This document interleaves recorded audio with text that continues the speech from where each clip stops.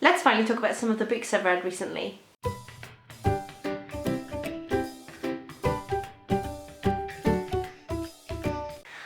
It's been a little while since I filmed a review video about some of the books that I've read recently, so I thought the pile is getting bigger, so I better do one today, and that's what we're here to do. So I will start with the Goosebumps books that I've read. As usual, they're a mixed bag. So as I've said previously, I'm reading my Goosebumps books with my 6-year-old daughter, so we're getting through them sort of a couple of chapters a night. The first one that we finished reading is this one, Goosebumps Vampire Breath. This one is about two children who stumble upon a room in the basement of the boy's house, and they sort of trundle along into it, and they find themselves a bottle of vampire breath. And in true Goosebumps style, shenanigans befall them. I gave this one 1 star. This was atrocious. It wasn't scary in the slightest. It was laughable. It was boring. Me and my daughter got bored reading it. But we decided to plough on and see what the twist was at the end, and yeah, it was absolutely rubbish, so wouldn't recommend that one.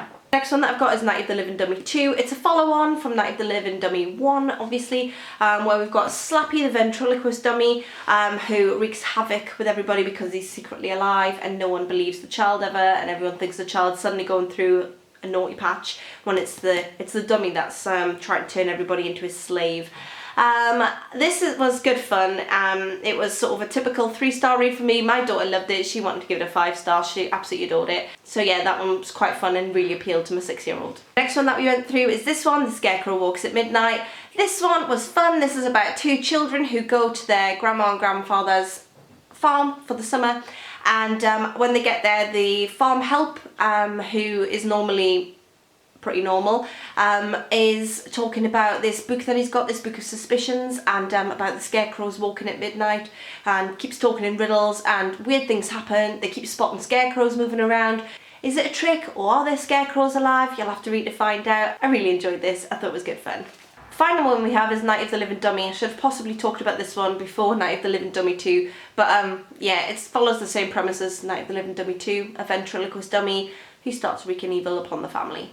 So those are the Goosebumps books that I've read. I also got through another children's book, which is this one, The Story of Tracy Beaker. This is a Jacqueline Wilson book. I do love a good Jacqueline Wilson book, and I've been reading them again with my daughter.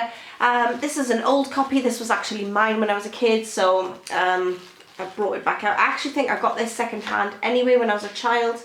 Sure, I picked it up from a charity shop, but I'm pretty sure that new UK books aren't $2.99 anymore. So this is just, it's fun. It's about Tracy Beaker, who's in the care system, and she really wants to be adopted and find herself a home. And the story of Tracy Beaker doesn't have actual chapters in it. It's all written out as if it were Tracy Beaker's own personal little diary. It's got little illustrations in it, letters that Tracy receives, and I enjoyed it just as much as an adult as I did when I was a kid.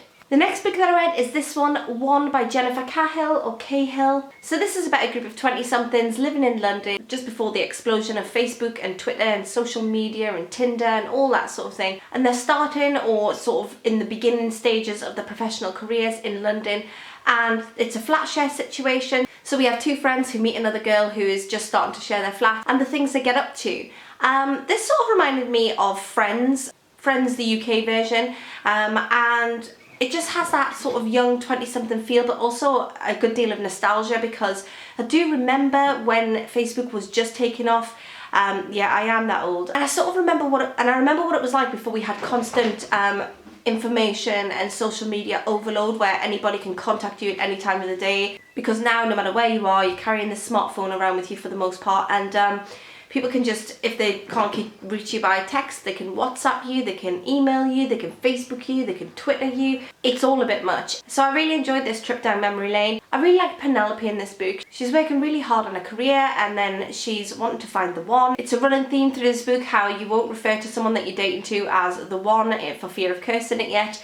And overall, I thought this was a really fun read, and I enjoyed it. It reminded me of my early 20s when all of my friends were trying to find the one to settle down with, the excitement of their first dates and things. It was just, it was a very nostalgic read, and I used to love Friends. I used to absolutely worship Friends, and there was a nod to it. There was definitely sort of a Friends feel with this. It was nostalgic, and yeah, I enjoyed it. Next up, I read this one, The Secret You Hide by Kate Helm.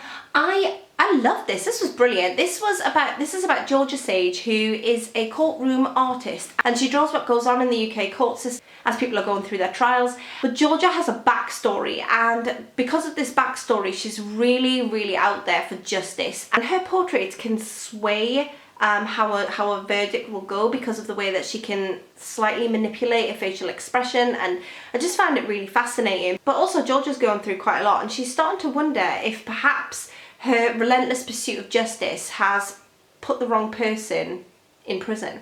And it opens up a whole can of worms. And I will say at one point this started going down a path where I thought something was going to happen, and I was sort of a little bit turned off by it. But once it's cleared up what's actually happening, I thought it was absolutely brilliant. And I thought it was absolutely brilliant, and I did not see the ending coming. And I love that. When there's a twist and I don't see it coming, yeah, I'm there for it. Love this. The next book that I've got is this one. This is 10 minutes and 38 seconds in this strange world, and I'm not sure if I'm going to get the pronunciation correct again, but this is by Alif Shafak. But this is a really interesting and harrowing story of Tequila Leela, who at the beginning of the story is dead in a dustbin, and it's not a spoiler because the whole book's about the fact that she's dead. So the rest of the book is the 10 minutes and 38 seconds that it takes for her brain to die and catch up with the body as her body's sort of slowly shutting down.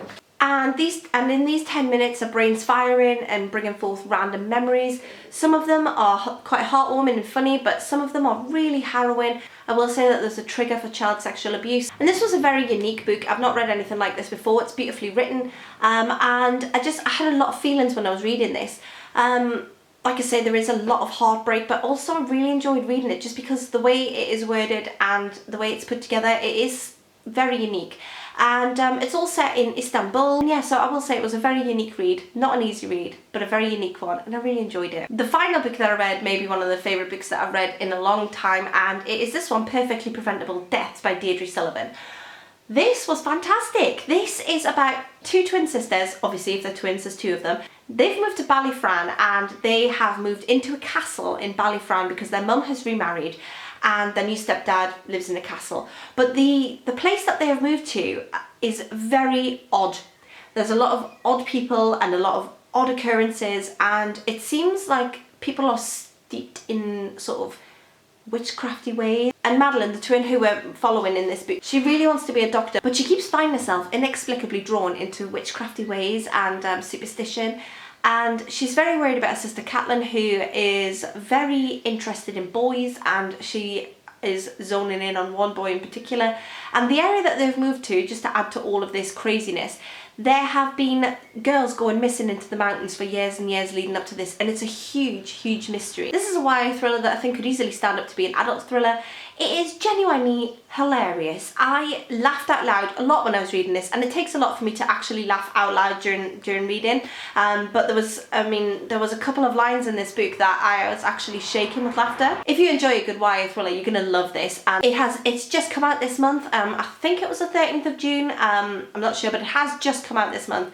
And yes, all the feelings to this. I loved it. 5 out of 5. Can't wait to read it again. All of the books that I have read recently, I don't know how long it's been, but it has been a while since I did one of these wrap-ups. But it has been a while since I did a wrap-up video. So as always, let me know what you are reading. Let me know if you've read any of these. Let me know if you're gonna read any of these, or anything else. If you want to let me know anything at all, the comment section down below, or you can follow me on Twitter. My Twitter username is @RosieSparkles, and you can find me on Twitter, and I'm always around. And yeah, I'll speak to you all soon. Bye for now.